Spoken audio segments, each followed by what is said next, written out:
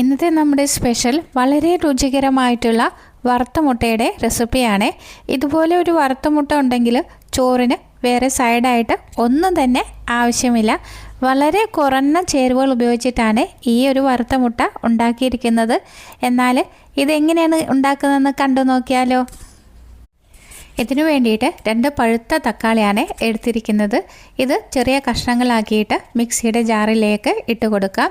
ഞാനിവിടെ ചെറിയ മിക്സിയുടെ ജാറാണ് എടുത്തിരിക്കുന്നത്. ഇതിലേക്ക് ഒരു പച്ചമുളക് അരിഞ്ഞതും ഒരു 4-5 ചെറിയ ഉള്ളിയും കൂടി ഇട്ട് കൊടുക്കാം.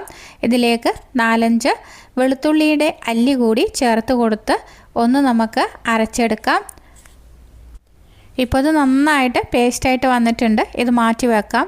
ഇനി വേറൊരു ബൗളിലേക്ക് 4 കോഴിമുട്ട പൊട്ടിച്ചൊഴിക്കാം. നിങ്ങളുടെ ഇഷ്ടം മാതിരി 4-5 എടുക്കാവുന്നതാണ്. ഞാനിവിടെ 4 മുട്ടയാണ് എടുത്തിരിക്കുന്നത്. ഇനി ഇതിലേക്ക് പാകത്തിനുള്ള ഉപ്പ് ചേർത്ത് കൊടുത്ത് നന്നായിട്ടൊന്ന് ബീറ്റ് ചെയ്തെടുക്കാം.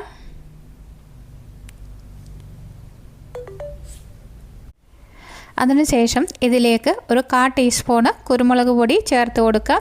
എന്നിട്ട് ഒന്നും കൂടി നന്നായിട്ട് ഇളക്കിയെടുക്കാം. ഇനിയൊരു പാന് അടുപ്പിലേക്ക് വെച്ച് കൊടുക്കാം.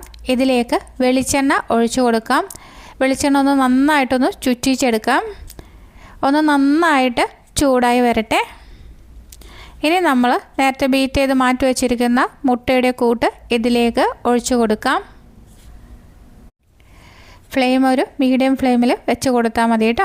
1 മിനിറ്റ് ഇങ്ങനെ തന്നെ വെച്ച ശേഷം ഇതേമാതിരി നമുക്ക് ചെയ്തെടുക്കാം. മുട്ടയൊന്ന് നന്നായിട്ടൊന്ന് ചിക്കിയെടുക്കുകയാണ് ചെയ്യുന്നത്. വല്ലാതെ മൊരിഞ്ഞു പോകരുത്. അതേമാതിരി ചെറിയ ചെറിയ കഷ്ണങ്ങളാകേണ്ട ആവശ്യമില്ല. ഒരു മീഡിയം സൈസുള്ള ചെറിയ കഷ്ണങ്ങൾ ആക്കി എടുത്താൽ മതിയേ.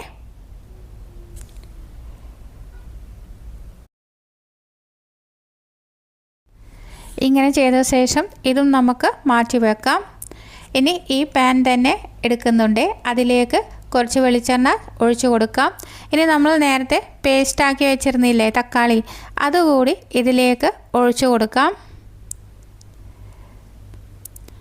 എന്നിട്ട് നന്നായിട്ട് നമുക്കിതൊന്ന് വഴറ്റിയെടുക്കണം.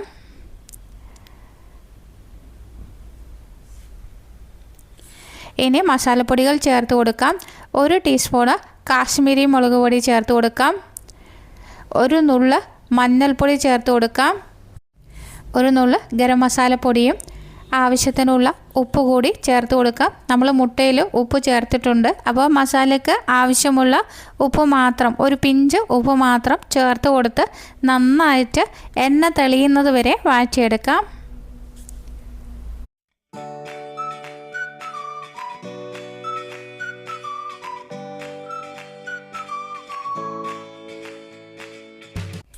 ഇപ്പോൾ എണ്ണയൊക്കെ നന്നായിട്ട് തെളിഞ്ഞു വന്നിട്ടുണ്ട്.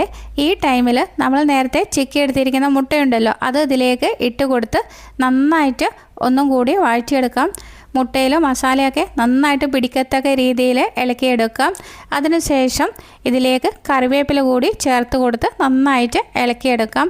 ഒരു 2 മിനിറ്റ് നേരം നന്നായിട്ട് ഇളക്കിയെടുക്കാം. അതിനുശേഷം ഫ്ലെയിം ഓഫ് ചെയ്ത് കൊടുക്കാം. അങ്ങനെ നമ്മുടെ ടേസ്റ്റി ആയിട്ടുള്ള മുട്ട വറുത്തത് ഇവിടെ റെഡി ആയിട്ടുണ്ട്. ചോറിൻ്റെ കൂടെ ഇതൊക്കെ ഉണ്ടെങ്കിൽ വേറെ പ്രത്യേകിച്ച് നമുക്ക് സൈഡിൻ്റെ ഒരു ആവശ്യമില്ല കേട്ടോ. വളരെ ടേസ്റ്റാണ്. അതേമാതിരി വളരെ സിമ്പിളാണ്. നമുക്കിതൊരു സെർവിങ് പ്ലേറ്റിലേക്ക് മാറ്റിയെടുക്കാം.